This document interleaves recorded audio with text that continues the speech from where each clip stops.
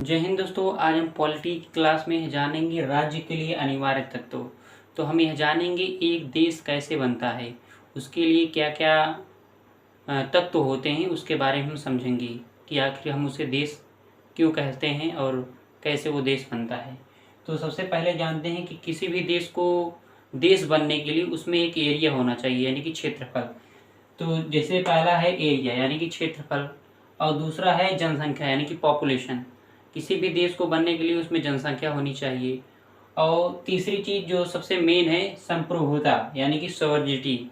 Sovereignty जो है यानी कि संप्रभुता, अगर किसी देश के पास है तो वो एक देश बनने लायक है। जैसे कि संप्रभुता क्या है, एक इसके बारे में हम जानेंगे कि जैसे कोई गवर्नमेंट है, कोई सरकार है, वो अपने किसी भी फैसले को किसी आंतरिक या बाहरी, इंटरनल या एक्सटर्नल किसी भी फोर्स के न उस पर पड़े, वो अपने स्वेच्छापूर्ण ढंग से वो किसी भी फैसलों को अपने देश के लिए लागू करे, तो वो एक देश कहलाता है, यानी कि वो संप्रभुता के अंडर में आता है। तो जैसे नरेंद्र मोदी जी ने किया, नोटबंदी किया, नोटबंदी में कोई फोर्स आया, इंटरनल फोर्स, आंतरिक फोर्स कोई आया नहीं आया, किसी ने कुछ नहीं बोला, उन्होंने नोटबंदी किया। जैसे एयर स्ट्राइक कर की उन्होंने पाकिस्तान में, तो किसी की फोर्स किया कोई ने नहीं, उनकी स्वेच्छापूर्ण ढंग से उन्होंने एयर स्ट्राइक किया। तो ये संप्रभुता अगर किसी के पास है, वो भी एक देश बनने लायक है। दूसरा और फिर चौथा है गवर्नमेंट यानी कि शासन।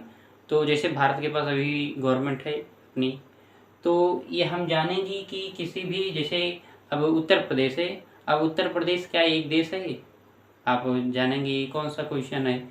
वास्तव में उत्तर प्रदेश देश नहीं, एक राज्य है, पर हम जानेंगे इसके अनुसार कि क्या वास्तव में उत्तर प्रदेश देश है कि राज्य है। जैसे कि उत्तर प्रदेश के पास एरिया है अपना, दूसरा चीज़ वो है पॉपुलेशन है।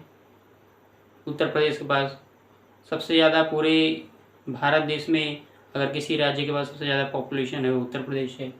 और तीसरा चीज़ गवर्नमेंट भी योगी आदित्यनाथ भाजपा की सरकार है। और फिर क्या सॉवरेनिटी है? जैसे अभी नरेंद्र मोदी जी ने नोटबंदी किया 8 नवंबर 2016 को, तो योगी सरकार क्या ये कह सकती थी कि नहीं, हम ये वाला फैसला नहीं मानेंगे, हमारा वो पुराना वाला नोट चलेगा?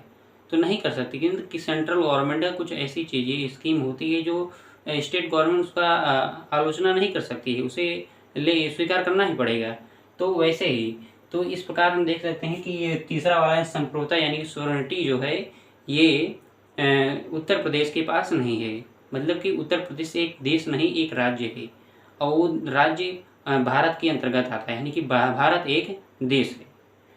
तो आगे हम यह जानेंगे कि शासन के प्रकार, और हम यह भी जान लेते हैं जो ये सॉवरेनिटी है ये किसके अंतर्गत आती है। तो ये जो आती है अंतर्गत, ये संसद के अंतर्गत आती है, यानी कि पार्लियामेंट, संसद के अंतर्गत आती है, यानी कि पार्लियामेंट। अब हम जानेंगे कि शासन के प्रकार, यानी कि, और हम यहाँ शासन के प्रकार जानेंगे, और साथ ही हम यह भी बताएंगे कि जो राज्य के लिए, अगर संविधान में राज्य की बात आता है, तो वहाँ पर राज्य का मतलब स्टेट नहीं होता है, वहाँ पर राज्य का मतलब देश होता है। क्योंकि संविधान में देश के बारे में नहीं बताया गया, बल्कि राज्य के बारे में बताया गया है। और संविधान में राज्य ही लिखा गया है, ना कि उसे स्टेट आप मानना है। जैसे भारत में 28 स्टेट्स हैं, तो वैसे वाला स्टेट नहीं मानना। ये एक राज्य एक देश के नाम पर रखा गया है।